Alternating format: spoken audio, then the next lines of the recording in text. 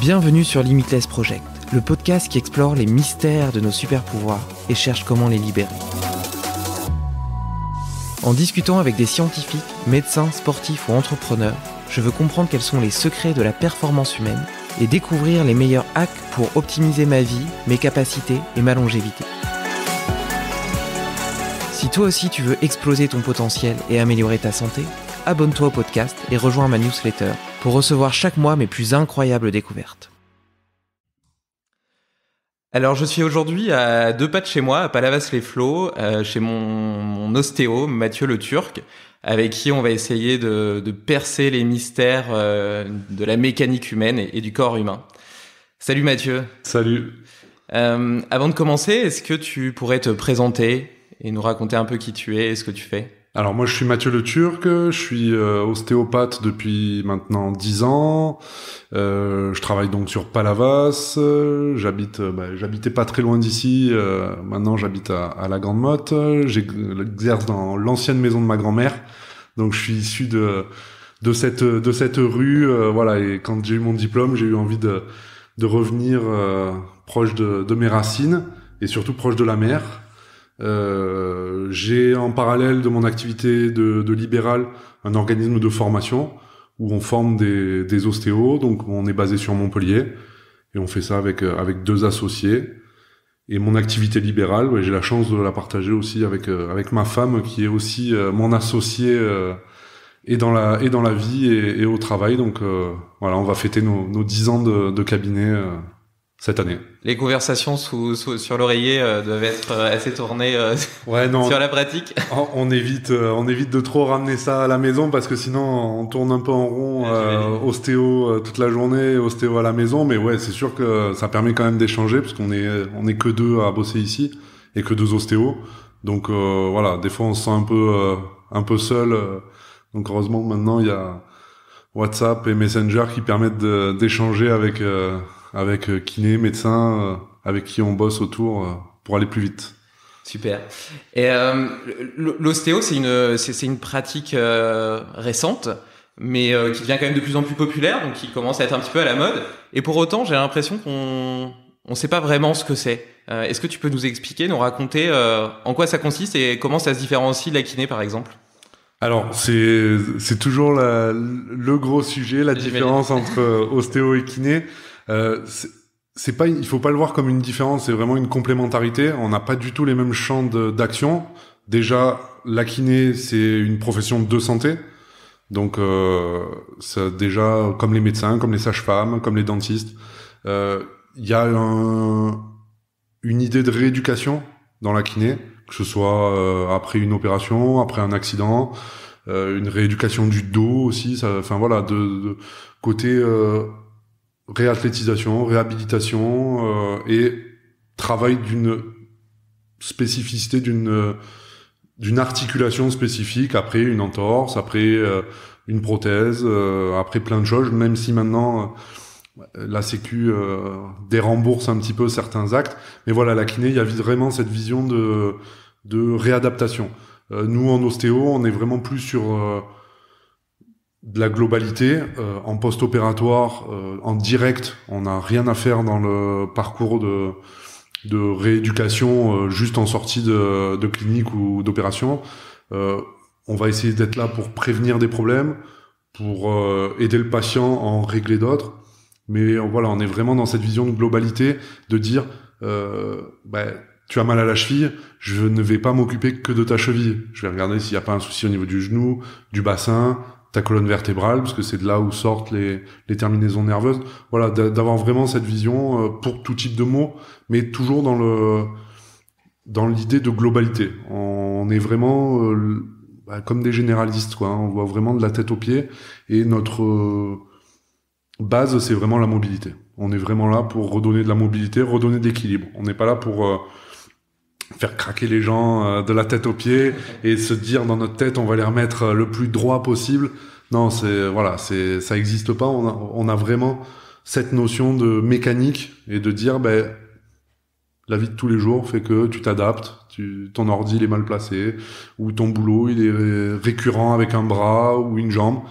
ben, ton corps, il va s'adapter à ça parce qu'il va se dire, tous les jours, tu me donnes cette information-là, moi, je vais me mettre dans cette position-là et plus aller dans l'autre. Donc voilà, on est là juste pour rééquilibrer ces mots, et puis ça peut être du musculo-squelettique, ça peut être du digestif, ça peut être des maux de tête. Enfin, le champ de travail, il est énorme, quoi. Ça peut être du sommeil. Voilà, juste parce que des petits déséquilibres comme ça peuvent t'apporter différents maux. Pas que j'ai mal au dos. Et donc, justement, je pense que c'est un peu de là que vient l'image un peu mystique, magique de l'ostéopathie. C'est que quand tu vas voir un kiné, un médecin, en général, il y a une blessure et il y a un protocole de rééducation qui, petit à petit, te permet d'aller mieux. Donc, tu vois l'impact sur ta santé, sur ton évolution, que tu peux mesurer. C'est facilement mesurable. À l'inverse, l'ostéopathie se pratique peut-être plutôt en prévention et t'as l'intuition que ça te fait du bien, mais rien de vraiment tangible qui te le montre sur le moment, d'une part. On n'a pas d'études, en fait. Ouais, mais en fait, comment est-ce que une action à un moment donné peut avoir une action durable et un effet durable et positif sur ta santé sur le long terme? Comment est-ce que le fait d'aller te voir une fois aujourd'hui va pouvoir rééquilibrer ou réorganiser mon corps et me permettre d'aller mieux dans ma vie quotidienne? Techniquement, ça l'est pas sur le très long terme. C'est pas en faisant un truc aujourd'hui sans te connaître que ça va réparer une vie de déséquilibre. Quand je parle de déséquilibre, c'est physique, c'est pas dans la tête, ça me regarde pas. Mais voilà, non, c'est vraiment, on est là sur un patient, sur une première fois, sur une page blanche, quoi. Et après, on va essayer, nous, comme quand tu amènes ta voiture chez le garagiste parce qu'elle a un problème, parce qu'elle fait un bruit, parce qu'elle fonctionne moins bien, elle le fait peut-être depuis 2 mois, 3 mois. Le garagiste, en faisant 2-3 petites manipulations, il va arriver à remettre le problème d'aplomb. Le corps, il est hyper... C'est très compliqué, mais voilà, c'est pas non plus si... l'équilibre, il le retrouve... quand tu es en bonne santé, il le retrouve assez naturellement. Et c'est vraiment cette vision d'équilibre qu'il faut avoir, de dire, le corps, il est feignant, il veut travailler le moins possible, et pour travailler le moins possible, il faut qu'il y ait le moins de force à mettre. Donc, dès qu'on va trouver une position d'équilibre, le corps, il va moins forcer à droite, moins forcer à gauche, il va être plus centré, et du coup, tout va mieux fonctionner. Donc, après, il y a plein de strates psychologiques, énergétiques, enfin voilà, il y a plein d'autres actions en touchant quelqu'un qui vont se mettre en route, que moi, je maîtrise moins. Donc moi, je me base vraiment sur ma pratique mécanique. Mais voilà, la mécanique, c'est pas que du cracking non plus. Ça peut être d'autres outils qu'il y a dans la boîte à outils de l'ostéo. Mais voilà, c'est vraiment cette vision, toujours cette vision de globalité, de dire le corps, il y a peut-être un petit grain de sable qui va le gêner. Nous, on est déjà, moi, je soigne personne. C'est les gens qui se soignent. Moi, je leur donne juste 2-3 petites clés pour que leur corps, il arrive à passer à autre chose. Mais voilà, c'est vraiment cette recherche d'équilibre. Donc, il y a un petit grain de sable. En enlevant ce grain de sable, tous les rouages, ils vont arriver à mieux fonctionner les uns avec les autres. Et c'est ça qui va faire que tu te sens mieux, que tu dors mieux. Et après, c'est une réaction en chaîne positive. Au lieu d'être dans le truc de j'ai un blocage, je bouge moins bien, mon corps, il se protège. Ça me fatigue un petit peu parce qu'il est obligé de travailler un petit peu plus pour récupérer ce problème-là. Il y a une inflammation, j'ai mal, je dors moins. Du coup, le matin, je suis un peu plus raide parce que j'ai un peu moins bien dormi. Et ainsi de suite, ainsi de suite. Nous, on est là vraiment pour essayer de casser ces réflexes, ces cercles vicieux, quoi, en fait. Si je schématise, par exemple, je viens de voir et j'ai une épaule qui est un peu plus basse que l'autre ou le bassin qui est un peu vrillé. Toi, qu'est-ce que tu vas faire? Tu vas, entre guillemets, forcer pour essayer de le remettre d'équerre. Et après, quand je vais sortir, mon corps aura plus besoin de compenser parce qu'il sera droit. Et donc, le déséquilibre qui existait risque de ne pas se recréer parce que le corps est bien et donc il est bien équilibré, bien organisé et il fonctionne parfaitement. On va vraiment, comme je te disais tout à l'heure, surtout parler de mobilité. Et de dire, moi, si t'arrives et que t'as une épaule plus basse que l'autre, si ton corps il fonctionne bien, qu'il bouge bien, et pareil pour ton bassin, il y a aucune raison que quelqu'un qui a une scoliose, qui s'est adapté comme ça, qu'il y aura un déséquilibre au niveau des épaules, un déséquilibre au niveau du bassin, un déséquilibre au niveau de la colonne vertébrale. S'il a pas mal, si j'essaye de le remettre droit, je vais lui faire plus de mal que de bien. Donc non, il faut toujours l'examen visuel, il nous sert à quelque chose, mais l'examen qui nous sert le plus, c'est l'examen palpatoire, c'est de dire, on va tester les articulations. Moi, si tes épaules, elles fonctionnent bien, que ta colonne vertébrale, elle fonctionne bien, qu'il n'y a pas de gros point qui va me gêner de blocage, il n'y a aucune raison que j'essaye de te remettre les épaules droites si tu fonctionnes bien comme ça.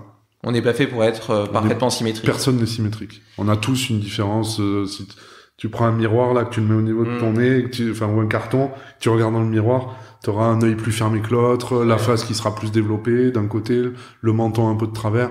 Voilà, et c'est tout le monde. Et comme la différence de on parle souvent de différence de longueur de jambe, on a tous une différence, 95% de la population a une différence de longueur de jambe. Et parce que tu parles beaucoup de mobilité, quand on manque de mobilité, on dit souvent qu'il faut faire beaucoup d'étirements, etc. pour réussir à progresser. Comment est-ce que toi, en une seule séance de 40 minutes, tu arrives à avoir une action réelle et concrète là-dessus? Parce qu'il y a différentes mobilités. Il y a l'élasticité musculaire, il y a la souplesse, entre guillemets, ligamentaire. Donc, c'est souvent ce qu'on appelle la laxité. On peut être très laxe et raide musculaire, et il y a aussi la mobilité articulaire. Moi, ce sur quoi je travaille, c'est surtout la mobilité articulaire. C'est pas, je te rends pas souple en une séance de 40 minutes. Ça, c'est tes devoirs à la maison, c'est le boulot que tu as à faire à côté, quoi. Moi, je suis vraiment là pour... il y a une articulation qui se bloque, ou plusieurs, je suis là pour leur redonner de la mobilité aux articulations. Et c'est pour ça que d'ailleurs, souvent, après la séance, c'est pas en claquant des doigts que tu as récupéré toute ta mobilité. Il faut souvent quelques jours derrière. Voilà, moi, je dis souvent que la mise à jour, elle se fasse, mais voilà, il faut que le corps, il s'habitue aux nouvelles données. Et c'est sûr que si derrière, tu vas rentrer chez toi, te mettre sur ton bureau, l'ordinateur sur ta droite, les jambes croisées, assis dans une mauvaise chaise, derrière, les infos qu'on aura données pendant la séance, elles seront un petit peu parasitées par ces nouvelles infos que toi, tu vas donner en rentrant chez toi. Donc c'est pour ça, notre boulot, c'est aussi d'essayer de conseiller un petit peu et de trouver qu'est-ce qui va pas dans la vie de tous les jours, quoi. On peut pas tout régler. Encore une fois, moi, quelqu'un qui est informaticien, qui travaille sur un ordi portable, qui a les mains posées, les coudes dans le vide, et qui a l'ordinateur à 90 degrés sur la gauche, il peut venir tous les jours au cabinet, il aura toujours les cervicales qui seront pareilles, quoi. Donc c'est vraiment ces conseils-là aussi qu'il faut arriver à... On bosse pas seul, quoi. Ouais. Justement, j'en profite pour rebondir sur la position assise qui est particulièrement délétère pour la santé. Il y a même des scientifiques qui disent que aujourd'hui la position assise tue plus que le tabac, et je crois que 80 ou 90% des Français ont mal au dos. Qu'est-ce que t'en penses? Est-ce qu'il y a des choses à faire pour solutionner ça, malgré le fait qu'on soit obligé de travailler devant un ordinateur? Travailler debout. Il y a de plus en plus de sociétés qui se mettent à inventer des bureaux où tu peux régler en hauteur, qui peuvent à différents moments de la journée ou bosser assis ou bosser debout, limiter au maximum la chaise et privilégier plutôt le tabouret ou le ballon, parce que ça va permettre au dos d'être renforcé en permanence, alors que sur la chaise on a tendance à s'avachir.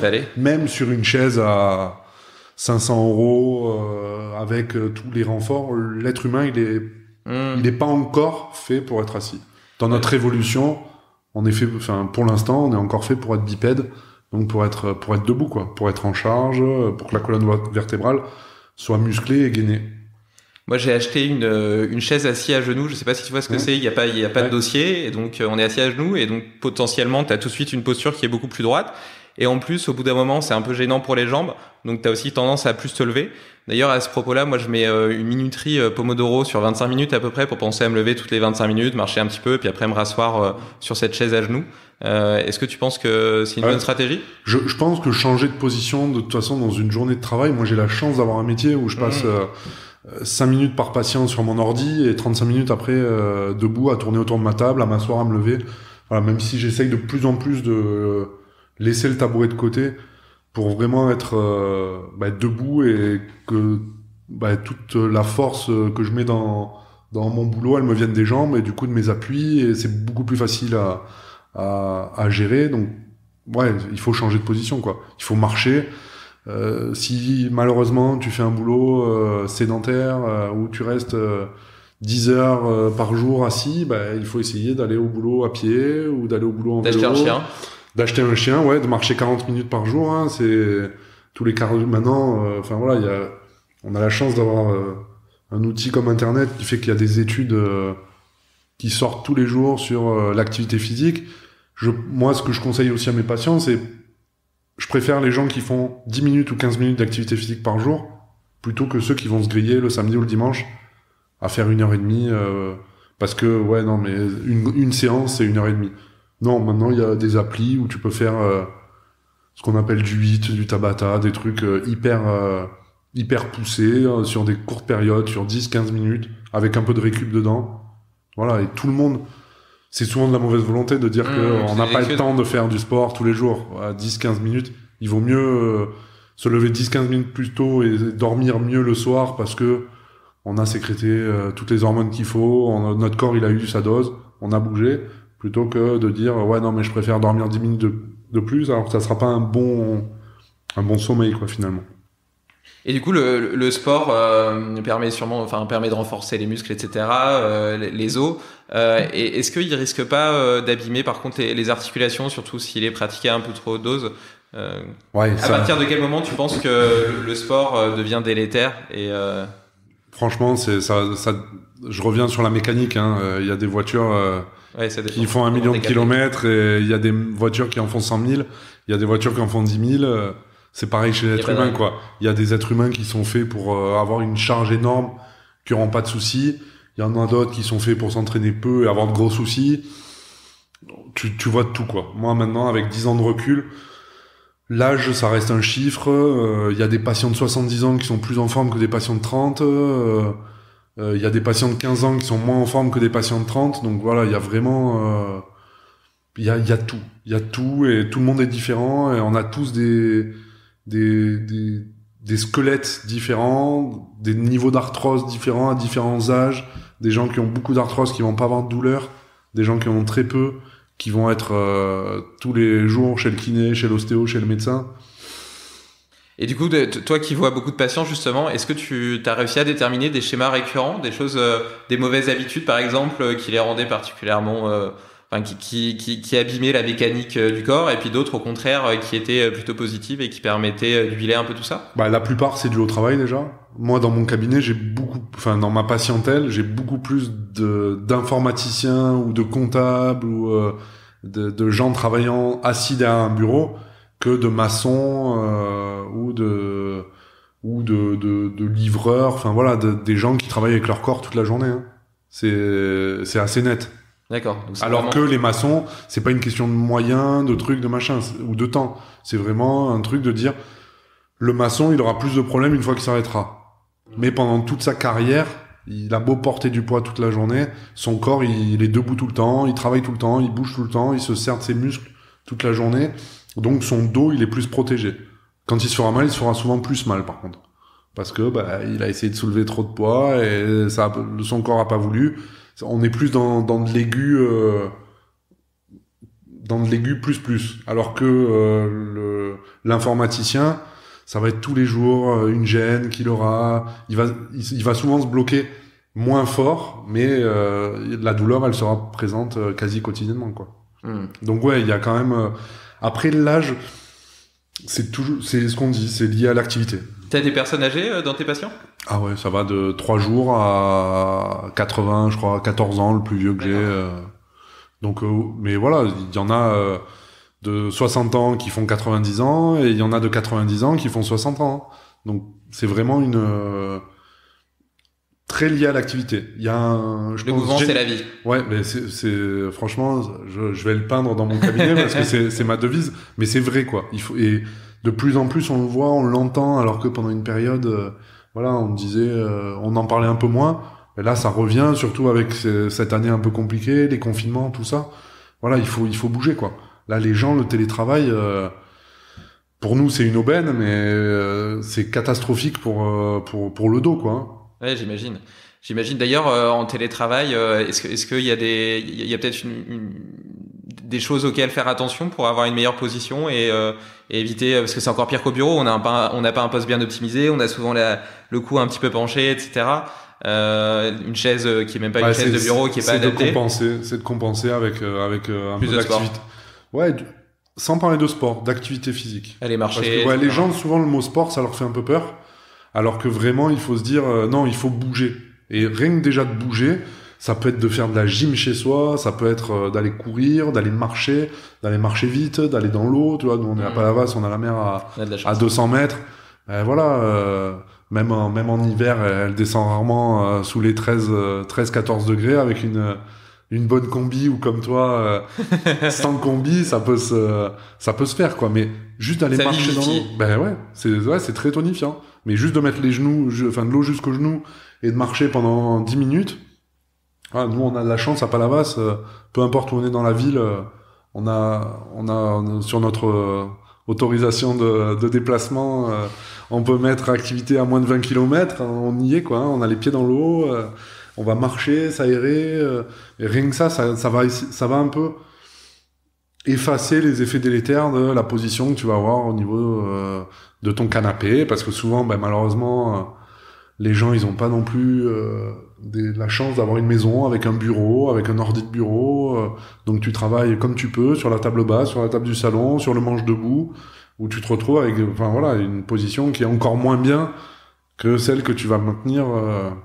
La seule différence avec le télétravail, c'est que tu es souvent un peu moins focus, donc tu vas faire plus de coupures qu'au travail. Tu arrives à 8h30, tu t'arrêtes à 12h30, là, chez toi, tu vas pisser, tu vas au frigo. C'est vrai. Il y a le livreur Amazon qui sonne, tu descends, tu remontes. Enfin voilà, t'es déjà un peu plus mobile qu'au travail. Non, je suis tout à fait d'accord avec toi.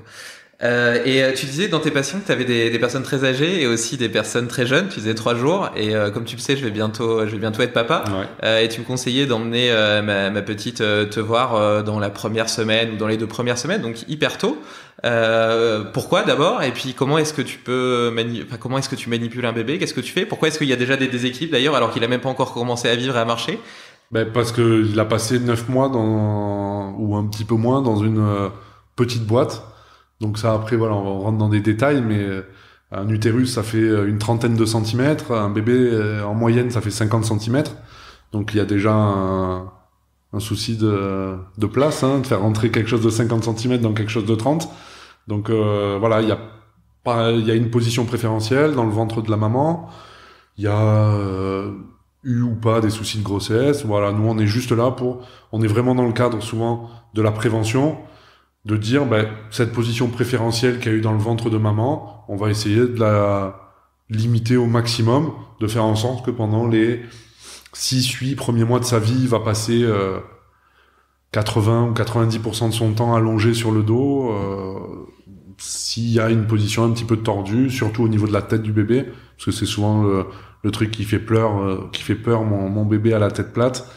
C'est sûr que s'il est un peu tordu, qu'il tourne la tête toujours plus d'un côté que de l'autre, cette tête elle va s'aplatir par la force, par la pesanteur, quoi, donc à force d'appuyer sur quelque chose de dur. Donc voilà, on est vraiment là pour faire du rééquilibrage, pour essayer de limiter au maximum les problèmes, quoi. Après, un bébé qui pleure, un bébé qui crie, un bébé qui dort pas, c'est un bébé qui est en pleine forme. Donc ça, il faudra que tu t'y habitues un petit peu, mais il faudra pas m'appeler pour je comprends pas, elle a passé la nuit à pleurer. Non, elle te raconte juste sa journée, quoi.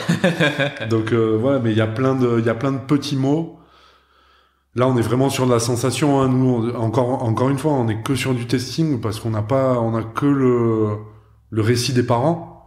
Parce que bébé, Et tu peux pas lui demander de se pencher en avant pour voir comment il se penche. Bébé, il nous dit rien, donc on est que sur du testing de mobilité, de dire, là, est-ce que ça y va, là, est-ce que ça y va, ça va pas, voilà, on essaie mais là, les techniques, elles sont hyper douces, très directes, si ça va pas, on le fait aller dans cette position-là, et puis il y a rien d'enregistré.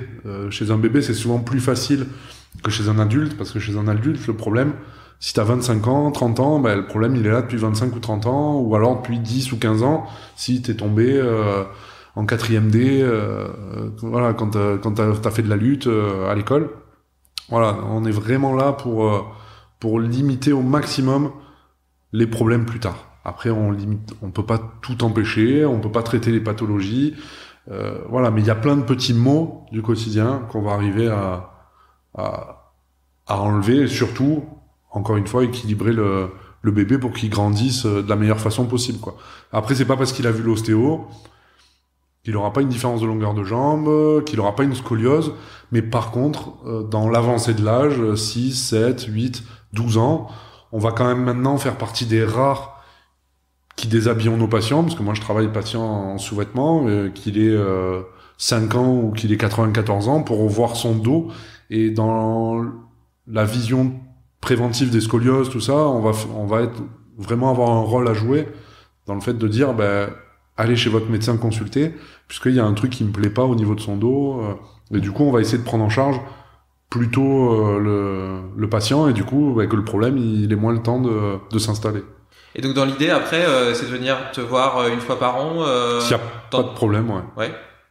Que ce soit enfant ou adulte, on est sur la même posologie. Ouais, après ça va dépendre de l'activité physique, que du sport, du travail que tu fais, mais franchement, si l'enfant se plaint pas du dos ou d'autres choses d'ailleurs, hein, bon, si c'est les genoux, les chevilles à la croissance, c'est des maux, on va dire assez normaux. S'il y a pas de plainte une fois par an, toujours pareil, comme dans le mécanicien et ça et la voiture, on va faire une révision, on va préférer éviter qu'il y ait un problème plus tard, plutôt que se dire ça y est, maintenant il y a un problème et on va devoir se voir 2-3 fois pour essayer de régler ce problème. Donc voilà, toujours dans cette vision de prévention, se dire une fois par an, ce qu'on disait tout à l'heure, les mutuelles, elles nous aident maintenant énormément à prendre en charge souvent 1, 2, 3 séances dans l'année. S'il n'y a pas de besoin, ça sert à rien de venir 3 fois chez l'ostéo, quoi. Une fois déjà, et après, selon l'activité sportive, selon les traumas, parce que ça on peut pas prévenir un accident de voiture, un trottoir raté, une chute dans l'escalier, ou un trauma au sport, voilà, là on se verra un petit peu plus.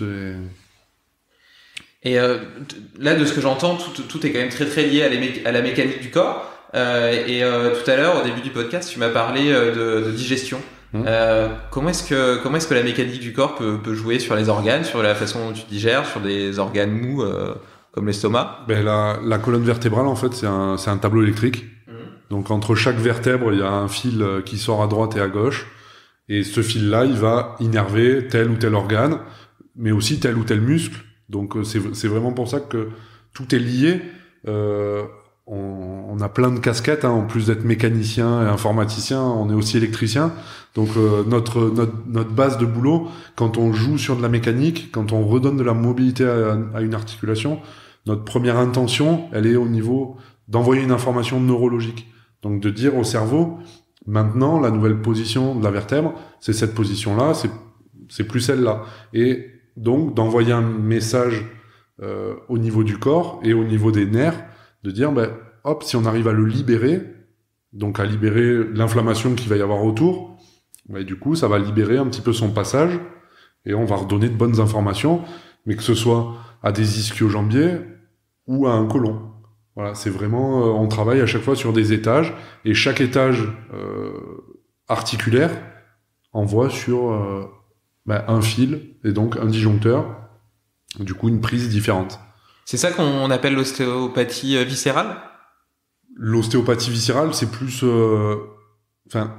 je suis un peu extrémiste, moi, dans mes façons de penser. L'ostéopathe, il est généraliste. Okay. Les gens qui se disent... moi, sur ma plaque, il y a écrit ostéopathe DO, mon numéro de téléphone, sur rendez-vous exclusivement, et point barre, quoi. Les gens qui se disent ostéopathe... pour sportifs, pour bébés, c'est qu'ils ont, ils ont pas compris. Que c'était un ensemble.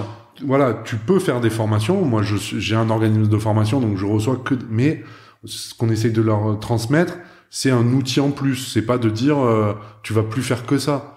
C'est trop limitant. Moi, mon régal, c'est d'avoir un bébé, d'avoir un petit vieux, d'avoir un sportif. Avoir que des sportifs, à la fin, c'est lassant, alors qu'on a la chance d'avoir...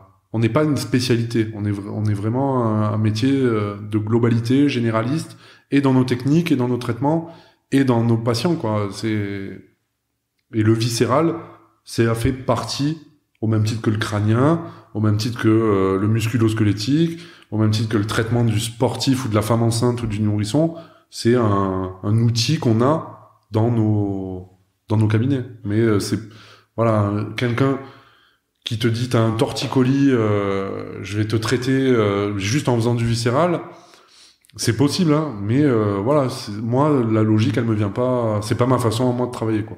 Et le crânien, c'est quoi? C'est travailler sur au même titre qu'on va travailler sur la mobilité de tes viscères, c'est de travailler sur la mobilité de mes neurones. La mobilité de ton crâne, parce que tout le monde n'a pas autant de neurones que toi, hein, donc non, c'est ouais, le crâne, c'est 22 os. D'accord. Donc tous ces os, ils s'articulent. Hein. D'ailleurs, tu verras chez ta petite apparaître ce qu'on appelle les fontanelles. Donc c'est un endroit où en fait l'ossification elle est pas terminée, donc il y a un trou en fait dans le crâne qui est juste fermé par de la membrane, mais l'os est pas encore fait. Et donc voilà, toutes ces sutures là, elles se mobilisent entre elles. Donc sur les maux de tête, sur le serrement de dents, sur. Donc les os du crâne sont en mouvement, ou peuvent être en mouvement. Ouais. D'accord. Moi je les imaginais hyper fixés, que c'était comme une cage, comme une carrosserie. Non, c'est très solide, hein, parce que notre corps il est quand même bien fait, hein, il protège tout ce qui est vital. Donc le bassin il est là pour protéger le petit bassin, les organes de la reproduction. La cage thoracique elle est là pour protéger le cœur, les poumons, le foie, l'estomac. Et le crâne, il est là pour protéger le cerveau. Donc c'est une boîte assez solide, mais c'est une boîte mobile, quoi. Hein. Ok, très intéressant. Et est-ce qu'il y a, à ton avis, des autodiagnostics qu'on pourrait faire, nous, dans notre quotidien, pour justement détecter des déséquilibres, des problèmes, avant qu'ils deviennent justement trop ancrés dans nos tissus, dans notre corps, et pouvoir les traiter, entre guillemets, à temps? Tout le monde n'arrive pas à se connaître ou à s'écouter assez pour arriver à faire ça. Souvent, les gens, ils vont au bout du truc avant de se dire, ah bah tiens, il y a un problème, quoi. Mais ouais, il y a des petits signes, un mauvais sommeil, de la fatigue un petit peu plus que d'habitude, des petites tensions qu'on n'a pas d'habitude. Après, de l'autotest de mobilité, hein, de tourner la tête à droite, à gauche, et de se dire, ouais, à droite, je vois l'arrière de mon épaule, à gauche, je vois pas du tout mon épaule. Déjà, c'est dire, c'est bizarre, il y a un petit problème. Ce que tu disais tout à l'heure là avec ton Pomodoro, les gens qui sont obligés toutes les 5 minutes de changer de position sur leur chaise ou de pas tenir sur une jambe, de bouger s'ils restent debout un moment. Voilà, c'est des petits signes qui disent tiens, le corps il a un peu de mal à adapter telle ou telle position, c'est qu'il doit y avoir quelque chose qui le gêne. Mais ouais, il y a plein de, apprendre à s'écouter déjà, c'est pas mal, mais c'est un peu comme l'hydratation, hein. C'est souvent une fois que t'es desséché complet et que t'as super soif, que tu te dis ouais, je vais me descendre une bouteille d'un demi-litre d'eau, alors que c'est déjà trop tard. Le fait de sentir que t'as soif, t'es déjà déshydraté en fait, hein. Donc c'est de dire progressivement, toutes les heures, on va se boire ce que je t'ai servi là, un petit shooter d'eau, et ton cerveau il va arriver à traiter plus facilement ces informations là que sur un demi-litre d'un coup, il va pas savoir ce qui lui arrive puisqu'il est en manque, et du coup tu vas avoir la vessie qui se remplit et tu vas aller pisser beaucoup plus souvent. Et le fait de se baisser en avant et de pas réussir à toucher ses pieds, c'est un problème pour toi ou pas? Ouais, c'est un problème parce que j'arrive à le faire, donc et que je suis pas hyper souple de base, mais c'est toujours pareil, ça dépend. Si t'as pas de douleur, que ton corps il fonctionne, que tu t'es jamais bloqué, physiologiquement t'es fait comme ça, c'est l'avenir qui nous le dira si c'est un problème ou pas, hein. Si demain tu te bloques et que t'as mal au dos tous les jours, c'est que peut-être il y avait un petit peu trop de raideur musculaire. Après, non, on n'est pas tous fait pareil. Il y a des gens qui, sans échauffement, ils vont poser les mains à plat au sol et qui viennent quand même me consulter pour des douleurs ou des trucs. Il y en a d'autres qui descendent à peine à leurs genoux et qui ont jamais mal au dos. Donc, moi, j'aurais tendance à dire moins il y a de tensions qui viennent s'appliquer sur le bassin et sur la colonne, mieux c'est. Mais après, c'est propre à chacun.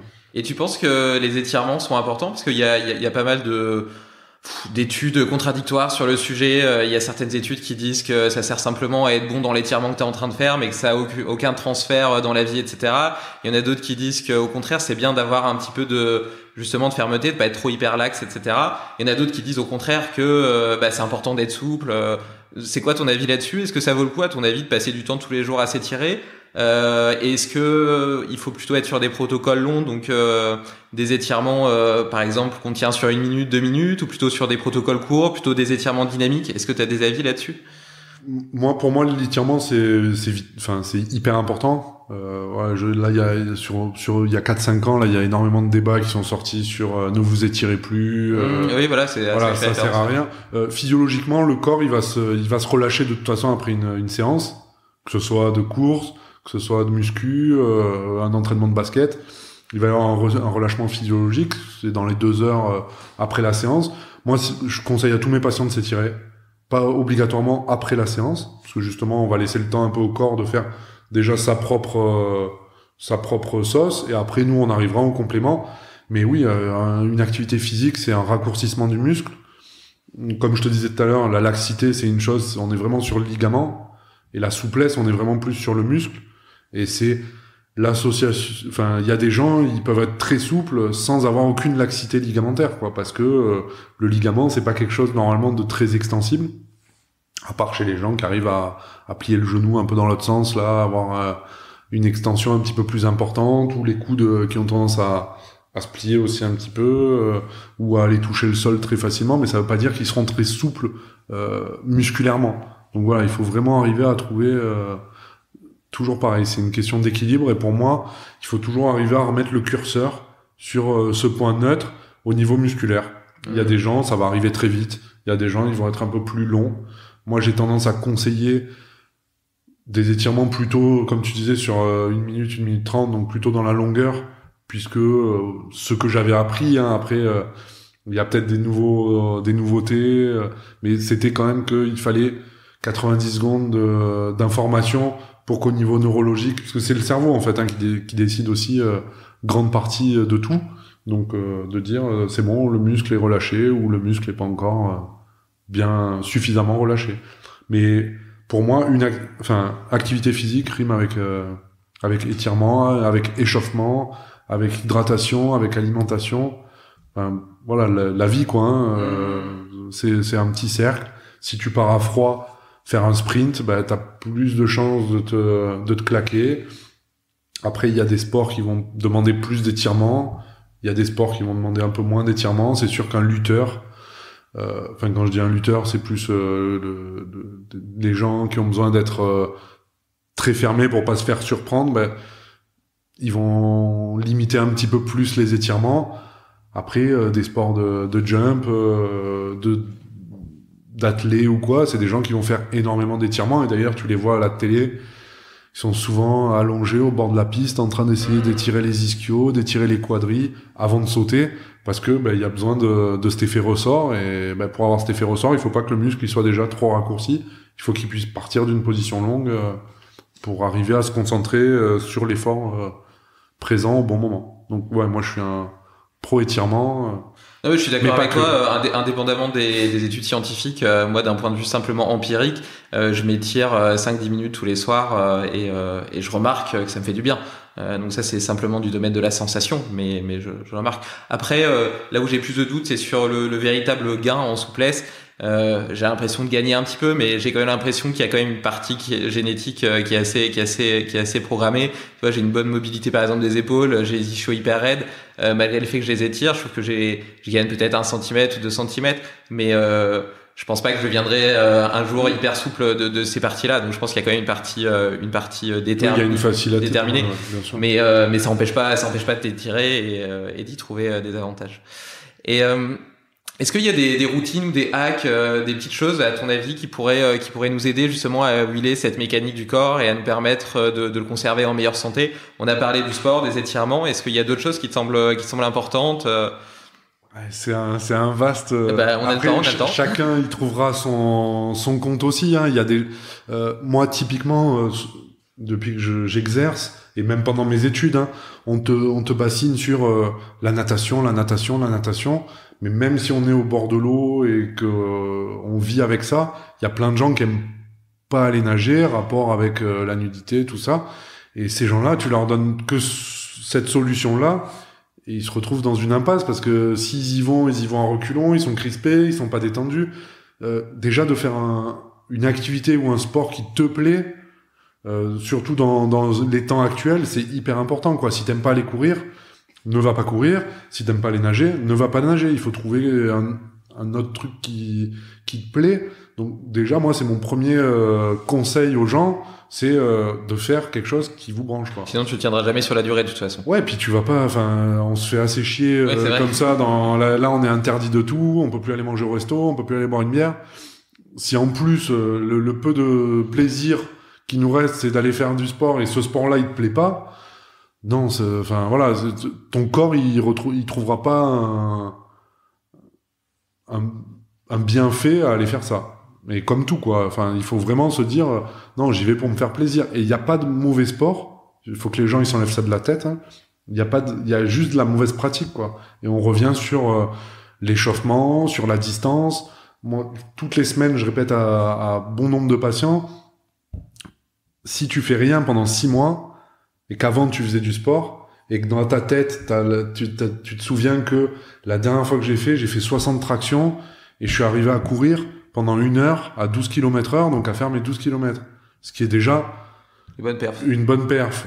Et que dans ta tête, t'as gravé ça, et que tu pars après 6 mois sans avoir rien fait, ou t'as moins bien mangé, ou t'as pris un peu de poids, tu pars là, de devant chez toi, tu vas faire le tour de Palavas, tu fais tes 12 km, mais derrière, c'est sûr et certain que tu vas te faire mal, tu vas avoir mal aux genoux, tu vas avoir mal aux chevilles, tu vas avoir mal au dos, tu vas peut-être te faire une petite lésion musculaire.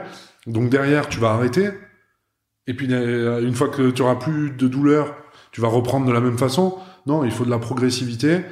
Il faut se dire, voilà, il n'y a pas d'âge pour commencer une activité physique, un sport, mais au même titre que la peinture, la musique, ou tout, quoi. Il faut juste faire quelque chose qui te plaît, progressivement. Tu vas prendre des cours de guitare, tu vas pas commencer par jouer AC/DC, leurs meilleures chansons sans aucun accro. Le sport, l'activité physique et le sport, c'est la même chose, quoi. C'est vraiment de l'entraînement, de dire, à mon corps, je vais l'informer que on va commencer ce truc-là, donc des réveils musculaires. Et même, il n'y a pas de petite activité. Comme je disais, moi, tu me parles de hacks, de petits trucs. C'est vraiment essayer de faire au plus de sport quotidien et au moins de grosses séances sur une fois. Voilà. Il vaut mieux perdre un peu de temps tous les jours que perdre beaucoup de temps le week-end où on va souvent se faire mal parce qu'on va faire un peu trop que ce que notre corps il peut supporter. Alors que sur 10-15 minutes quotidiennes, on va s'échapper un petit peu. C'est ce que tu fais, toi ? C'est ce que j'essaye de faire. Ouais. Donc, que ce soit dans le sport, mais aussi dans un peu de relaxation, un peu de... Voilà, la méditation, j'avais essayé un temps et puis j'ai un peu de mal à rester concentré sur des grosses périodes. Donc, je suis passé sur 5 minutes sur les conseils de quelqu'un, voilà, Ça, par rapport à la méditation, moi j'avais essayé il y a 3 ans et pareil, je me mettais trop la pression, je le voyais trop comme un exercice, quelque chose que je vais réussir, où je vais me concentrer, etc. Et là, j'ai repris il y a peut-être 6 mois ou 1 an, il y a bien 1 an, et j'en fais 10 minutes tous les jours, en mettant beaucoup moins la pression, en me laissant beaucoup plus aller, en le voyant beaucoup moins comme un exercice, mais plutôt comme un moment pour moi de relaxation, justement, de détente. Et ça me fait énormément de bien, surtout parce que ça me permet d'avoir un sas de décompression entre ma journée de travail et ma soirée avec ma copine. Parce que je suis entrepreneur et donc j'ai tendance à toujours penser à ma boîte, etc. Et donc avant, quand je rentrais du boulot, je continuais à penser à mes idées, à des choses à des problèmes que je vais résoudre, etc. Et j'étais pas vraiment dans le moment présent. J'avais du mal à écouter ce que me racontait ma compagne et à être vraiment dans le moment présent, dans le repas que j'étais en train de manger, dans la soirée de lecture, de jeu ou de télé que je faisais. Et depuis que je fais de la méditation, ça me fait vraiment ce sas de décompression et ça me permet de passer de ma journée de travail à ma soirée et ça me fait effectivement beaucoup de bien. Et on revient, tu vois, sur ce qu'on disait. Toi, t'as trouvé le truc qui te convient à toi. Et c'est peut-être pas le truc qui conviendra à ta compagne ou à ton frère. Voilà, c'est vraiment... Chacun aura son truc. Il y en a, ils ont besoin d'1 heure de méditation pour se sentir bien.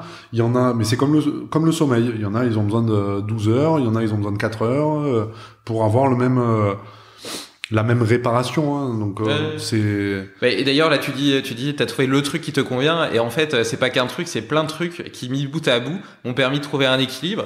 Et je me suis aperçu qu'il y avait plein de choses qui étaient nécessaires à cet équilibre. Avant, tu vois, je dormais pas bien, je mettais beaucoup de temps à m'endormir, je faisais beaucoup d'insomnie, etc. Depuis que je fais du sport tous les matins, c'est plus le cas. Je suis crevé le soir et je m'endors beaucoup mieux. Enfin, tu vois, c'est plein de petites choses mis bout à bout. Pareil par rapport à l'alimentation, à l'énergie que ça peut te donner. à l'alcool, peut-être que je buvais trop aussi avant. Enfin bon, bref, c'est des détails. Mais mis bout à bout, effectivement, tu vois, tout s'accorde parfaitement dans un superbe puzzle. Et au final, t'es tous les jours énergique, en bonne forme, en bonne santé. Tu dors bien la nuit, enfin en tout cas la plupart du temps. Et c'est quelque chose qui est quand même assez nouveau pour moi. Oui, profite parce qu'il y a la petite qui arrive. Et c'est quelque chose qui est assez nouveau pour moi parce que pendant une grande partie de ma jeunesse, j'étais beaucoup moins carré, j'avais beaucoup moins de trucs, beaucoup moins de petits hacks, de petites routines qui pourtant m'auraient fait du bien. Et du coup, comme je te disais, j'avais un sommeil qui était un peu déplorable, une alimentation qui était pas terrible non plus, une pratique du sport qui était assez sporadique. Et au final, tout ça se ressentait dans ma forme physique, mais même mentale, dans mon équilibre mental, dans ma capacité à absorber des difficultés. Et aujourd'hui, quoi qu'il se passe dans ma boîte, j'ai l'impression d'être toujours doté d'une énergie et d'une intelligence parfaite, en tout cas d'être à mon plein potentiel pour réussir à le surmonter, à le résoudre et à trouver des solutions. Et donc. Mais on revient vraiment, tu vois, sur moi la chance que j'ai de pratiquer ce métier, où j'ai pas l'impression finalement le matin d'aller bosser parce que j'aime vraiment ce que je fais. On est encore sur la globalité, quoi. Moi, quelqu'un qui mange mal, qui s'hydrate pas, qui fait aucune activité, qui va pas bien dans sa vie de couple, qui vient de perdre quelqu'un, je peux pas régler ces soucis-là, moi. Je pourrais régler que la mécanique. Et malheureusement, comme tu parlais de puzzle, mais la mécanique, c'est une pièce du puzzle. Si il manque toutes les autres pièces, la personne, elle pourra pas aller mieux. Donc voilà, maintenant, on essaie d'y faire un peu plus attention à ce qu'on mange. On a parlé ensemble de ce documentaire sur voilà l'alimentation, sur sur les protéines animales, sur plein de choses où tu te poses des questions, et encore une fois, on parle beaucoup de données scientifiques. Moi, je fais toujours très attention, et encore plus, je pense, cette année avec tout ce qui s'est passé avec la Covid. On sait jamais trop si c'est le ou là. On sait jamais trop ce que les chiffres ils veulent bien nous dire aussi, quoi. Moi, je suis une génération où les médicaments, on les donnait à soi-disant, ils étaient tous très carrés. Il y avait beaucoup de recherches qui étaient faites, et puis au fur et à mesure, tu vois que ils les retirent de la vente parce qu'au final, on se rend compte que ça tue les gens.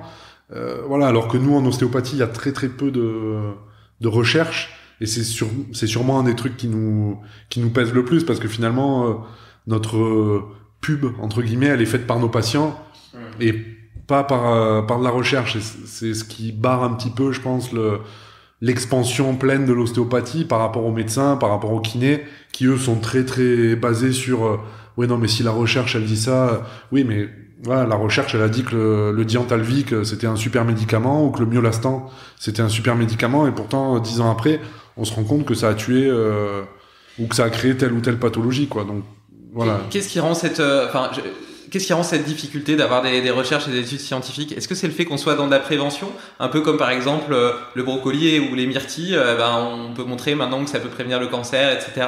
Mais quelque part, il a fallu énormément de temps pour faire ce lien. Avant, on était beaucoup plus en fait sur le fait de faire des recherches sur ce qui pouvait guérir des maladies que sur le fait de les prévenir. Ouais. Et l'ostéopathie est justement plutôt basée sur la prévention. Donc, est-ce que c'est ça qui explique le fait qu'il y ait moins d'études, moins de preuves de son efficacité? C'est la technologie, parce que nous, comme je te dis, on bosse sur la mobilité. Et pour voir une différence de mobilité avant et après, ça va être la technologie qui va nous y amener. Donc là, avec tout ce qui est capteur, caméra hyper haute définition, on va arriver quand même à IRM. Donc maintenant, on arrive à filmer des IRM. On va bientôt, quand les machines auront assez évolué, qu'elles sont plus grandes, arriver à filmer des manipulations dans un IRM, donc en direct, de voir quel effet il y a sur ce qu'on cherche sur l'articulation, donc que ce soit avec le scanner, l'IRM.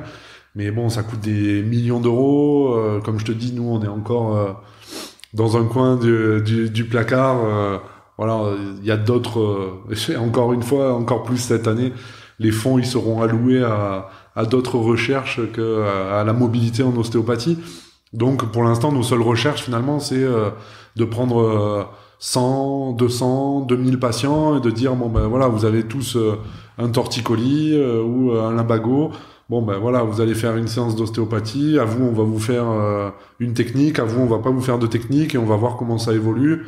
Ah bah tiens, ça évolue plus vite avec la séance que sans la séance. Enfin, avec la technique que sans la technique, mais ouais, pour l'instant, ça s'arrête à ça, quoi. C'est un peu nos mémoires de fin d'études, en fait, hein, de dire. Mais voilà, on va être obligé de se rapprocher de toute façon, et c'est ce que nous on essaie de faire dans notre organisme de formation, vraiment de se rapprocher du côté médical et de laisser un peu ce côté pendule. Voilà, je travaille avec une pierre de lave et je t'enlève le mal qui te pourrit la vie, quoi. Ouais, on essaie vraiment.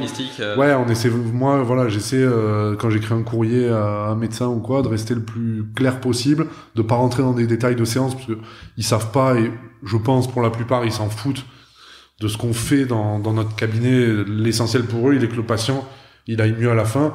Donc juste de leur dire voilà, on l'a vu, il se plaignait de ça, on a travaillé ça, et point barre, et ça leur suffit. Mais voilà, en faisant ça, ils se mettent en tête, ah tiens, il a vu l'ostéo pour ça, ah tiens, et peut-être qu'un jour ça sera le chir de dire tiens, avant une opération du genou, avant de refaire des croisés, est-ce que ça vaudrait pas le coup de voir si l'articulation elle est bien à sa place, ou si si nous on n'a pas quelque chose à amener pour le patient, pour la rééducation future, de dire ça serait peut-être plus sympa de travailler sur une articulation neutre que sur une articulation qui est déjà donc lésée par la rupture, mais en plus dans une mauvaise position. Après ça, j'ai l'impression qu'il y a quand même une évolution générationnelle qui se fait. Je pense que les médecins généralistes font énormément d'heures. Je crois que j'avais entendu des chiffres comme 70-80 heures par semaine. Donc souvent, ils ont probablement pas le temps de se pencher sur des études, de s'ouvrir en fait, de continuer à se former. Donc leur formation reste celle de la sortie de médecine. Et donc un médecin généraliste qui a 60 ans, forcément ses connaissances elles datent, et c'est comme ça que tu tombes sur des médecins qui sont peu sensibilisés par exemple à la microbiote, etc., à l'ostéopathie. Et par contre, je remarque que quand tu vas voir un médecin généraliste plus jeune, ou c'est peut-être moi qui ai constaté ça, voilà, mon échantillon est petit, donc peut-être que c'est pas un fait général, mais en tout cas moi j'ai constaté ça, ont plutôt tendance à me conseiller d'aller voir des ostéos, tu vois, par exemple le médecin du sport pour ma cheville, mon médecin généraliste c'est pareil, on en a déjà parlé, enfin.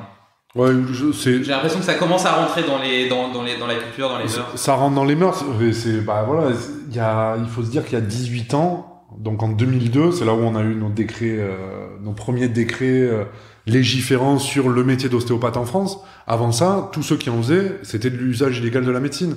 Donc tous les kinés qui se sont lancés là-dedans, qui ont dit parce que tous nos vieux ostéos, les pères fondateurs sont des kinés. Voilà, c'est tous des kinés qui à un moment donné ont trouvé quelque chose en plus dans l'ostéopathie, et il y en a qui ont claqué la porte à la kiné en disant je rends mon diplôme, je n'exerce plus que en ostéopathie. Et tout cela ils sont allés au tribunal, donc voilà, ils se sont battus aussi pour qu'on en soit là où on est. Après voilà, il y a plein de batailles de clochers, de guerres de clochers qui ont fait que tout n'est pas parfait, mais voilà, ça sera jamais parfait. De toute façon, il y aura toujours un petit grain de sable, un qui travaille de telle ou telle façon, peu déontologique. Après cette petite digression sur la profession, je reviens un petit peu en arrière. Tout à l'heure, tu disais que chez quelqu'un qui avait des problèmes de couple, une mauvaise alimentation, etc., que ça faisait un tout, et que du coup le mécanique était forcément impacté. Est-ce que toi, en voyant le corps de quelqu'un, t'es capable de savoir s'il a une vie saine ou pas ? Non. Ou savoir en tout cas s'il a des tensions psychologiques. Est-ce que ça se voit dans son corps ? Est-ce que le corps garde des traces de toutes les blessures que t'as, même psychologiques Le corps, il a une mémoire. Mais elles sont visibles, je veux dire. Visible à l'œil, non. Visible au toucher, déjà un peu plus, parce qu'il y a des zones où tu as un patient qui va se protéger au moment où tu touches cette zone, que ce soit le ventre, que ce soit le bassin, que ce soit les cervicales. Après, c'est plus dans les questions qu'on va poser, quoi, où dès qu'on sent qu'il y a un truc pas très clair, on va essayer d'aller un peu creuser, voilà, tout en restant à notre place, mais en expliquant, en fait, moi, les 3/4 de ma séance, pendant une séance, je fais 3-4 techniques, 5 techniques ostéo. Après, tout le reste, c'est du questionnement, et c'est d'essayer de trouver pourquoi c'est là, et pourquoi j'ai pas envie de le revoir derrière, quoi. Donc, si moi, j'explique pas, lui, il va sortir de là, il va se dire, ouais, bon, il m'a fait ça, il m'a fait craquer là, là, il m'a dit ça, ouais, il m'a conseillé de boire de l'eau, Et puis voilà, après, le mec, il est ou la patiente est dans la nature. Voilà, j'ai pas fait mon boulot. Mon boulot, il est de dire, voilà, vous savez que si ça va pas, que si vous êtes déprimé, que, comme toi tu disais par rapport à ton métier d'entrepreneur, si t'arrives pas à faire la part des choses, à gérer ce stress-là, tout ça, tes cervicales, t'auras toujours mal, ton sommeil, il sera toujours mauvais, et on aura toujours des petits grains de sable dans les rouages, quoi. Donc, moi, je suis que spectateur déjà, donc j'essaie d'intervenir avec 1, 2 ou 3 outils, mais après, c'est le patient qui fait ce qu'il a envie de faire, quoi. Hein. Moi, les gens, je leur dis après la séance, je suis pas ça se dit pas, mais un interdiseur. Mes patients, s'ils ont envie d'aller faire du sport derrière, pourvu que déjà avant de venir me voir, ils fassent du sport, il y a aucun souci, quoi. Après l'ostéo, pour moi, donc il n'y a pas besoin d'attendre 3 jours pour refaire du sport. Bah non, c'est sûr qu'on va éviter de faire la plus grosse séance de l'année juste derrière ma séance, mais si t'as l'habitude, toi, ton quotidien, il est de t'entretenir, de bouger. Tout va dépendre de l'état dans lequel tu vas arriver. C'est sûr que si t'arrives, t'es plié en deux. Oui, on va peut-être attendre un petit peu avant d'aller recourir. Mais encore une fois, le mouvement, c'est la vie. Donc, il va falloir bouger, il va falloir aller marcher, il va falloir monter tes escaliers chez toi.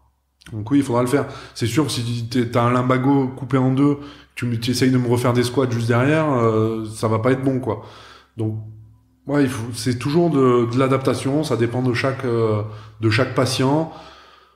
Voilà, les gens qui font jamais de sport, c'est sûr que s'ils se mettent à faire du sport juste après une séance d'ostéo, ils vont dire ouais, l'ostéo il m'a fait non, c'est que c'est mal conseillé. Non, tu peux aller marcher, tu peux aller te balader, mais tu vas pas faire une séance alors que tu fais jamais de sport juste après une séance d'ostéo. OK. Et par rapport à l'alimentation, on a rapidement survolé le sujet, notamment avec Game Changer, tu disais que ça t'avait fait te poser des questions. Comment est-ce que tu manges J'ai la chance de bien manger parce que j'ai une super cuisinière à la maison. Après, je suis de base, un viandard. Ouais. Donc, blanche, rose, rouge. Toutes les couleurs. Toutes les couleurs de viande. Voilà, là, vraiment, Caro, donc ma femme, a aussi vu le reportage et c'est vrai que ça fait poser énormément de questions sur, comme ils disent dans le reportage, sur ce qu'on nous a fait croire aussi pendant des années que si tu voulais être fort, si tu voulais être un vrai mec, il fallait manger ta côte de bœuf d'1 kilo, sinon et puis finalement tu manges des haricots rouges et t'as exactement le même apport nutritionnel en enlevant en plus les problèmes liés au fait d'être carnivore. Donc maintenant on va voir on va voir l'attaque marketing inverse et ça va être pour être fort et viril, il faut manger des épinards, mais du prosélytisme vegan. Là on a commencé à se dire on va pas arrêter. Déjà on veut pas devenir vegan, on veut pas devenir végétarien, on veut aller vers ça. On veut essayer de se dire est-ce que tous les jours on est obligé de manger de la viande? Non. Est-ce que tous les repas on est obligé de manger de la viande? Non. Est-ce que 2-3 fois par semaine on a envie d'en manger? Oui. Et déjà, si on arrive à se dire, on va limiter un peu les quantités. Le problème en France, c'est que on te vend une entrecôte de 300 grammes et une portion de légumes de 50 grammes dans ton assiette quand tu vas au resto. Alors que ça devrait être une portion de 50 grammes et à côté, une grosse portion de légumes, de féculents. Encore une fois, la globalité, la variété. Tout est question d'équilibre. C'est vraiment une question Et puis de varier les sources de protéines. Du coup, tu peux très bien imaginer manger de la viande 3 fois par semaine, du poisson 3 fois par semaine et des plats végis 3 fois par semaine. Des haricots, voilà. Et puis je pense qu'il y a aussi une question de qualité de la viande, parce qu'il y a quand même une grosse différence entre la viande industrielle. Tu vois, par exemple, j'ai appris que la viande de veau, le veau, il était parqué dans un tout petit espace pour pas pouvoir bouger, pour que ses muscles ne se développent pas et que la viande reste tendre. Du coup, il voit jamais le soleil, il a jamais bougé, il a jamais utilisé ses muscles. C'est pareil le foie gras de canard, le canard qui a été gavé, etc. C'est un foie malade. Je pense que ces viandes hyper transformées qui vont à l'encontre de la façon de fonctionner des animaux et néfastes à la fois pour le bien-être animal et pour nous parce que potentiellement de moins bonne qualité. Par contre, toi, je pense que tu me disais que tu allais voir justement, que tu allais acheter de la viande chez des petits producteurs, etc. Une viande qui a vécu dehors ou du gibier par exemple, qui a eu une vie en forêt, etc. À mon avis, elle a une qualité nutritionnelle vraiment différente. la qualité nutritionnelle, j'en ai aucune idée parce que je me suis jamais penché sur le truc de la différence entre la viande de supermarché, la viande de boucher. Sur l'alimentation qu'ils ont. Mais c'est plus sur le réseau, sur tout ce que ça en implique, quoi, en fait, hein. Voilà. Oui, mais une vache qui mange de l'herbe, par exemple, elle aura forcément une viande de meilleure qualité qu'une vache qui mange des céréales, ou même pire, à l'époque, quand il y avait les farines animales. Enfin... Nous, on essaye de manger au maximum, sans parler de bio, mais de filières courtes, de dire on est dans une super région où il y a pas mal de cultures. Tu me donneras des adresses. Ouais, d'aller acheter à mon bio juste à côté ta cagette de fruits et de légumes qui ont pas traversé la planète pour te satisfaire. Donc après, oui, il y a certains trucs que tu es obligé de faire. Mais j'ai un copain, mon meilleur ami qui est aussi mon associé, qui habite à côté de Lançon de Provence. On en discutait il y a 15 jours. À côté de chez eux, ils ont des serres. Ils cultivent de la spiruline, ils arrivent à cultiver des fruits de la passion. Donc maintenant, avec la technologie de maintenant, t'as une bonne terre, t'as de la volonté, t'as de l'eau, t'arrives à cultiver n'importe quoi. On a des serres que tu peux régler en température. Il faut pas que derrière il y ait une empreinte carbone non plus autant que de prendre l'avion pour venir du Guatemala pour les avocats. Mais voilà, il faut arriver, je pense, plus que de dire est-ce que c'est bon ou pas ce qu'on mange. C'est aussi d'où ça vient, quoi. Est-ce que c'est logique que ta viande, elle soit... mais même pour le bio, hein. Est-ce que c'est logique que tes bananes bio, elles soient dans une barquette en plastique? Moi, je pense que c'est pas logique, quoi. Tu vois, là, j'ai été sensibilisé parce que ça m'intéressait déjà, mais j'ai un ami qui a créé sur Palavas une association de protection des océans où ils font des petites journées de ramassage, de sensibilisation, de choses comme ça. Du coup, t'y penses encore plus et tu te dis, mais c'est vraiment con, quoi, tu vois, le fait de jeter un mégot par la fenêtre. Enfin, le débat, là, je m'échappe complètement, mais je pense que le questionnement, il est, surtout toi qui vas être papa, moi qui suis papa depuis bientôt 3 ans, c'est qu'est-ce qu'on veut laisser à nos gamins, quoi, quelle image. Moi, je suis un peu plus vieux que toi, mais j'ai 36 ans, bientôt 37. Je suis d'une génération où, les gens, ils fumaient la clope, ils jetaient par la voiture, c'était bien, tu vois, tu fumais ta clope, tu la jetais, donc...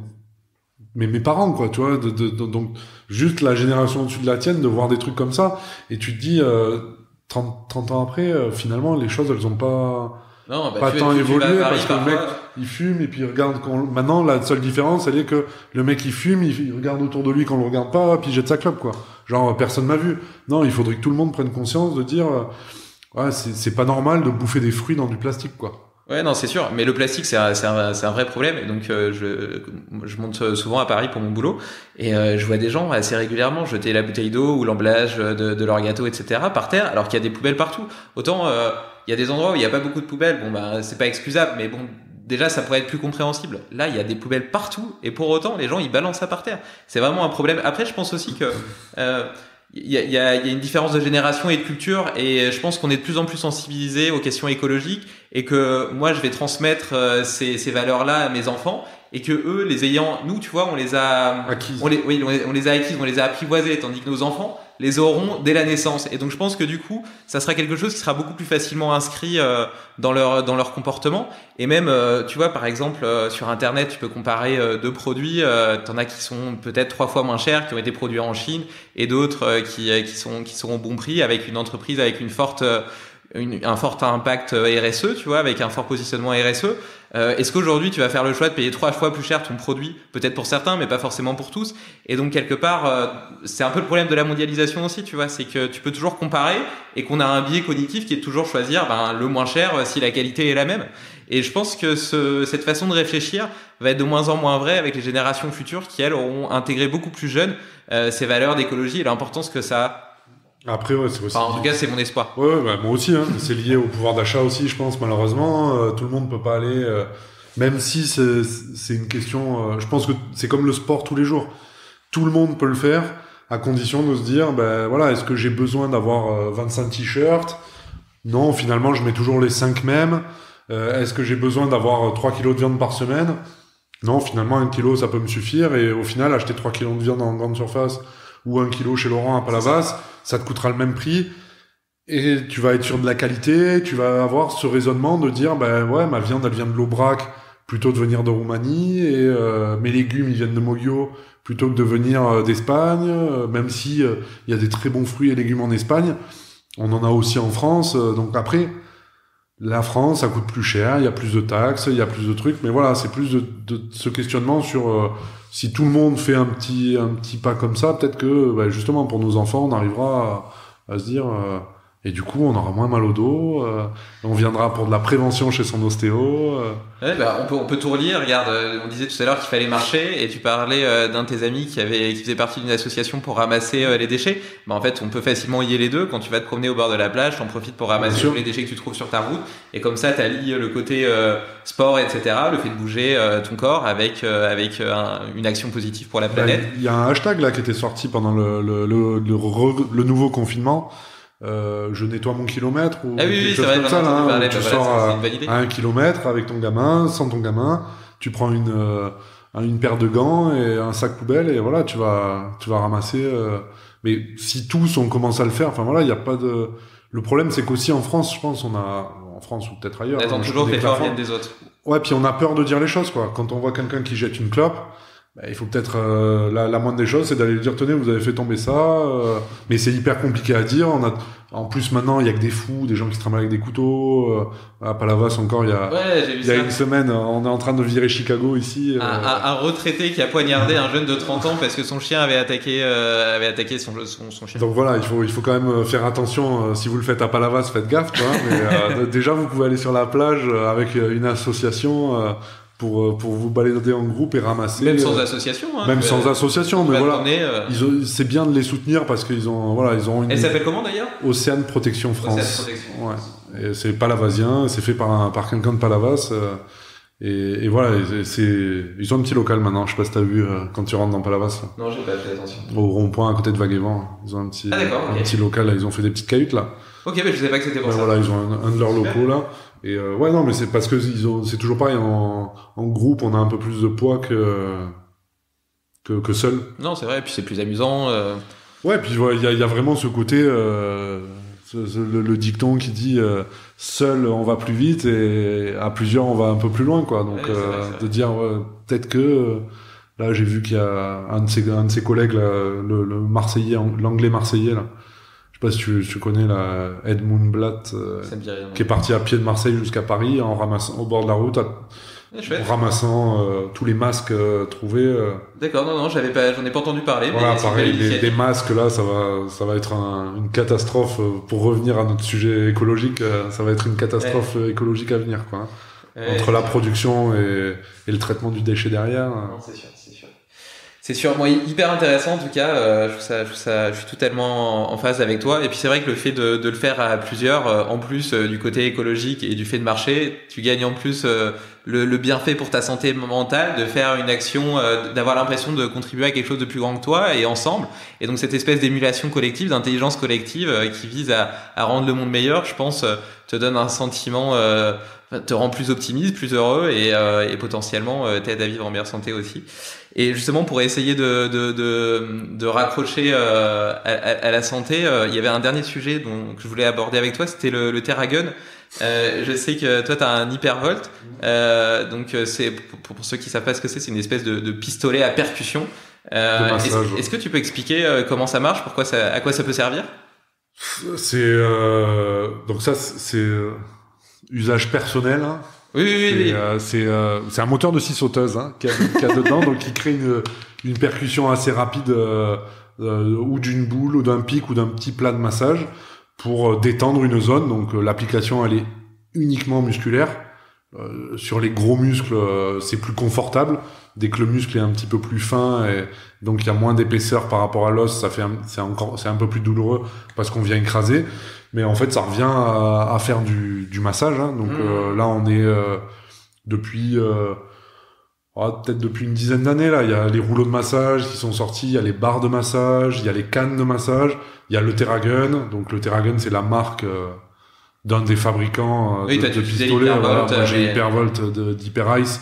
Je le trouve plus silencieux, mais enfin, il a un peu moins de modularité que le TerraGun. Ils ont tous un peu l'action, elle est vraiment dans la détente musculaire. Hein. La détente musculaire, du coup, ça irrigue un peu tous les fascias, etc. C'est comme un massage. Donc, sauf que tu peux te le faire tous les jours, et tout seul, surtout.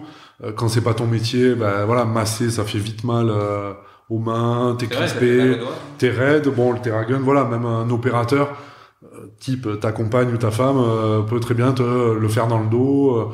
Voilà, il y a un guidage assez facile. Moi, c'est vrai que c'est un outil que quand j'avais le droit de jouer au basket parce que c'était ouvert, donc que je rentrais avec ma vieille carcasse, j'adorais me passer une demi-heure à me masser au TerraGun, parce que voilà, même si j'ai la chance d'avoir une ostéo à la maison, elle est pas kinée, et voilà. Puis elle a déjà fait ça toute la journée, elle a peut-être pas envie de recommencer. Elle a fait ça, c'est ça. Mais voilà, c'est un outil, je trouve, pas mal, encore un peu cher. Ouais. Mais bon, sur Wish ou quoi, ça se trouve, bon, je te garantis pas la qualité des trucs. La durée de vie. Mais ouais, c'est sûr que sur TerraGun ou HyperIce, t'as des trucs qui sont là pour des années. Hein. Et il y a d'autres outils de ce type-là que t'as découvert et qui ont un petit peu changé ta vie, ou en tout cas qui ont amélioré tes routines quotidiennes? Est-ce que je crois que t'avais été un des testeurs, hein, les ventouses. Justement, j'y pensais. Donc ouais, j'aime bien. Moi, j'ai encore tu vois, j'ai eu droit la semaine dernière là, pour quelques douleurs cervicales. Donc, c'est un peu comme le TerraGun, hein. C'est pour irriguer, pour détendre. Tu peux expliquer un peu comment ça marche? Les ventouses, à la base, ça a des millénaires. Hein, c'est les Chinois, comme beaucoup de choses qui étaient en avance. Hein, c'est l'idée de faire le vide dans un petit récipient. Donc à l'époque, c'était un récipient, enfin ça se fait encore, hein, un petit récipient en verre, un coton imbibé d'un combustible. Et en fait, le fait d'enflammer le coton dans la petite soucoupe en verre, ça crée le vide dans la petite coupole, et après on l'a placé sur la peau, et ce vide là crée une aspiration un peu comme un petit suçon, donc qui crée une irrigation.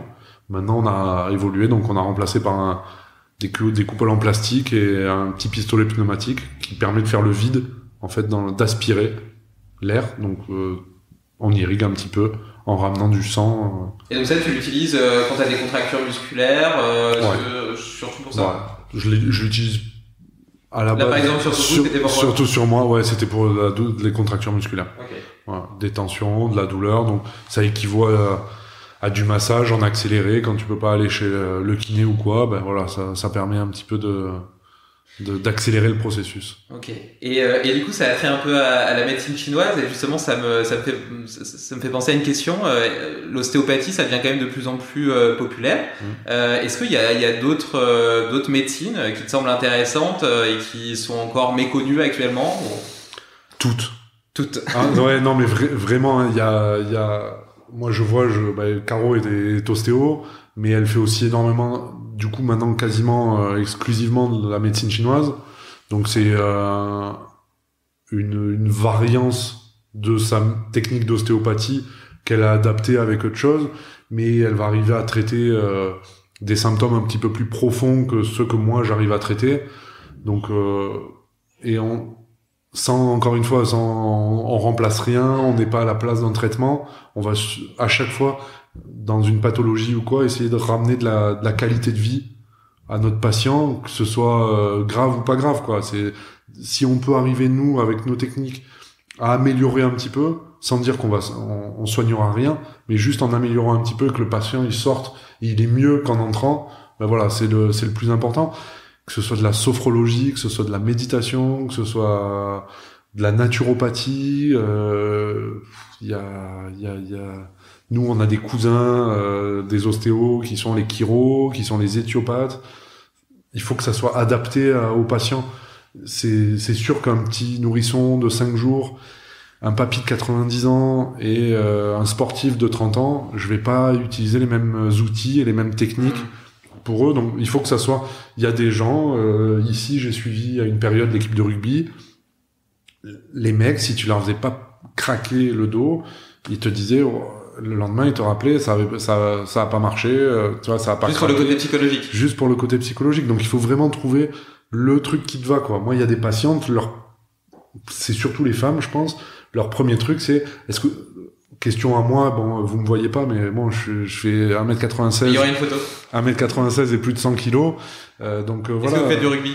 Non, mais la question, par contre, j'ai peur quand ça craque, machin, truc. Et le bonheur, il est de les amener au fait, justement, de leur amener ce petit crack qui est rien de bien méchant en soi. C'est quoi alors ce qui craque? C'est un bruit de cavitation articulaire. Donc c'est en fait tu fais tu fais le vide dans l'articulation et à un moment donné il y a un échange d'air entre l'intérieur et l'extérieur. Donc c'est pas dangereux, c'est de l'écartement articulaire à chaque fois. C'est comme le petit claque de ton doigt.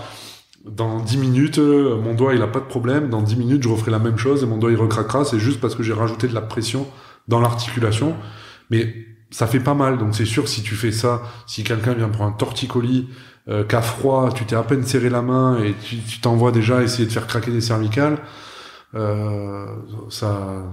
les préliminaires, ils ont été un peu courts, quoi. Hein. Donc voilà, mon travail, il est beaucoup dans la détente, la préparation de la technique, pour essayer de faire le moins de techniques possible, mais les techniques de bonne qualité et surtout vraiment ciblées sur ce que je pense être important pour le patient.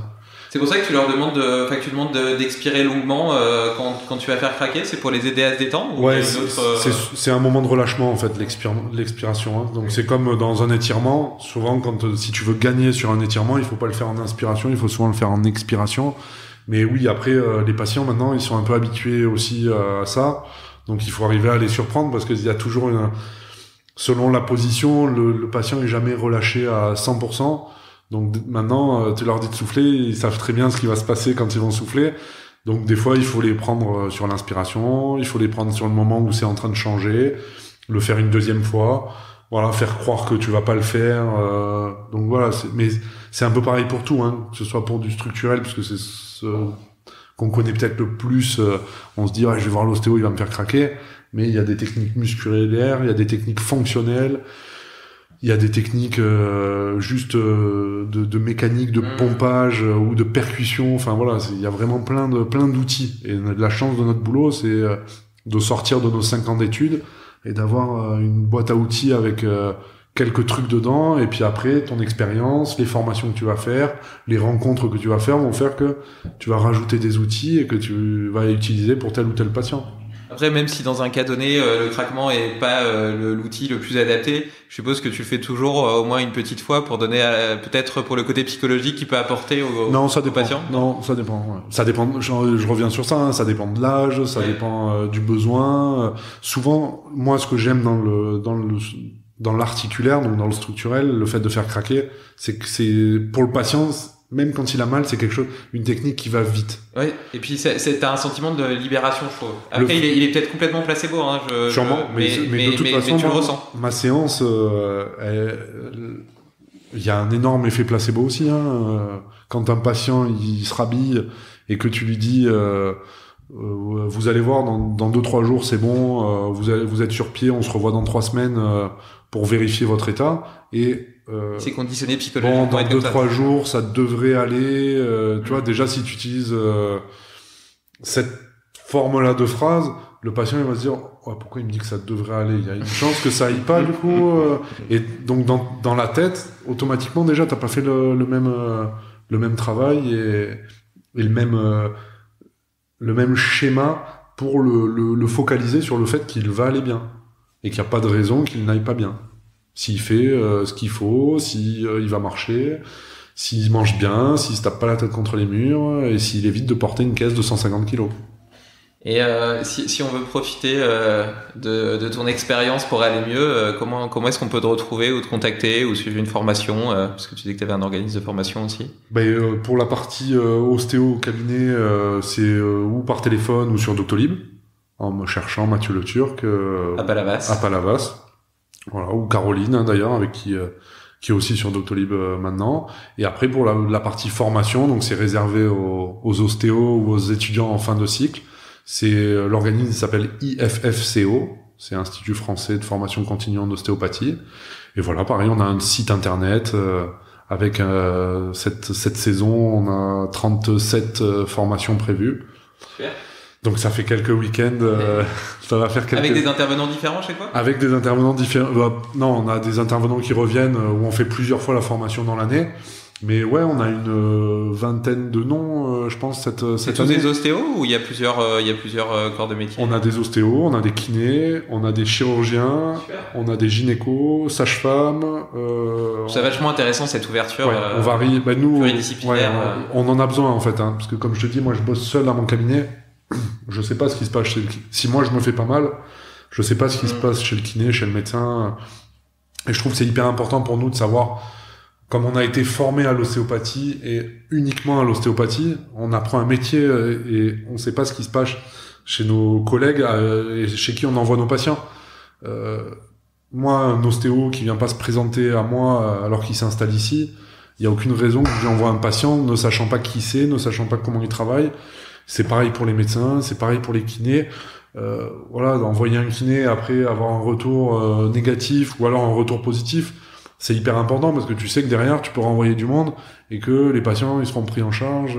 Donc voilà, déjà de savoir ce qu'il fait, quelle technique il utilise, quel outil il a, quel matériel il a dans son cabinet, c'est hyper important pour aiguiller pour telle ou telle pathologie. Donc ouais, c'est sympa de se dire qu'il y a quand même des chirurgiens aussi, même si c'est moyennant rémunération, qui prennent leur temps pour venir parler à 20 ou 25 ostéos en phase 2, voilà, qui ont pas leurs compétences. Un chirurgien orthopédique ou gynéco, c'est 13 ans d'études, et c'est des gens qui sont hyper humbles. Souvent, on se dit, ouais, le chirurgien, il se prend pour Dieu. Non, c'est souvent l'inverse. Moi, je le vois avec l'expérience en formation. C'est souvent les ostéos qui ont des melons énormes et les chirurgiens qui sont très humbles et qui ont justement...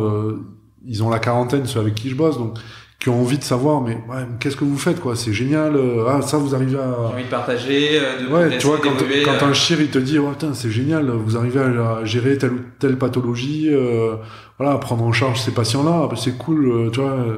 Bah, tu te dis, ouais, bah, quand même, quoi, tu vois, c'est quand même gratifiant, ouais, de te dire que t'as la pointe de l'épée qui te dit, ouais, c'est cool ce que vous faites, merci d'avoir géré cette patiente. Voilà, et des fois, ben, ça peut éviter des opérations. L'opération, c'est pas automatique. Mais nous, il faut aussi qu'on sache dire, non, attendez, là, vous filez, voilà, c'est pas pour nous. Hein. Parce que, malheureusement, le fait du système de santé français, maintenant, les gens viennent nous voir de plus en plus en première intention. Donc des fois, on a un peu aussi des urgences qui sont pas des urgences ostéopathiques, quoi. Déjà, le terme d'urgence en ostéopathie, il est censé ne pas exister. Ne pas exister. Hein. Si le patient utilise le mot urgence, il faut qu'il aille aux urgences, quoi. Non, mais ça, c'est un truc que tu apprends en vieillissant ostéopathiquement, hein, parce qu'après, tu passes à côté. Ça m'est arrivé, ça arrive à tous. Parce que tu as des gens qui sont venus avec des problèmes graves, ah ouais, qui relevaient justement des urgences et qui sont venus en... Ah oui, d'accord. Ouais. Plein, il faut arriver à faire le tri. Après, des fois, tu passes à côté aussi. Voilà, rien de catastrophique, mais oui, j'imagine si tu viens de te couper le pied, tu vas pas quand même. Ouais, non, mais voilà, ça peut arriver. Enfin, tu vois, sur des croisés, sur des trucs, ouais. On créera, c'est déjà pété, tu vois, on créera rien de plus grave, mais sauf que on prendra 50 € à des gens qui avaient pas besoin de perdre 50 € à ce moment-là, quoi. Donc voilà, il faut se dire, il faut que nous aussi dans notre clinique, on soit bon, on arrive à voir les choses. Même si des fois tu vois pas tout, t'as pas l'examen, le patient aussi se met dans une telle condition que voilà, il dit pas tout, toi t'arrives pas à bien déchiffrer ce qu'il dit, donc ouais, il faut qu'on arrive à rester lucide par rapport à ça pour ne pas nuire, quoi. Hein. C'est vraiment nous on nous a formaté avant d'être de bons ostéos, on nous a formaté à surtout ne pas être de mauvais ostéos, quoi. Donc à pas faire de mal, plus mal à notre patient, en fait. Donc ça, après, c'est l'expérience, c'est le flair, mais bon, tu passes toujours à côté d'un truc, à côté de quelque chose que le patient ne dit pas. Enfin, tu vois, combien de fois ça t'arrive de dire, mais vous êtes sûr, y a pas eu d'opération? Non, rien. T'ouvres, le patient il se déshabille, il y a une balafre du menton jusqu'au nombril. Oui, non, mais ça c'était il y a 20 ans, ça non, compte mais pas. ça, j'ai eu une greffe cardiaque, là, il y a 4 mois. Vous êtes sérieux? Et pour vous, quand je vous demande si vous avez des opérations, ça vous vient pas. Tu vois? Donc voilà, il y a rien de grave, mais toi, dans ta réflexion, c'est normal que derrière, il ait des tensions au niveau du sternum et que tu pars déjà en te disant que tu pourras pas tout régler. Et qu'il y a une logique à pourquoi il a ce problème-là. Donc bon, après, c'est pour ça c'est important de il y a un côté psychologie aussi assez important, quoi. Comme dans toutes les pratiques médicales. Oui, même partout. Oui, partout. Toi, dans la RH. Ouais, ça c'est clair. Voilà, c'est de l'échange humain.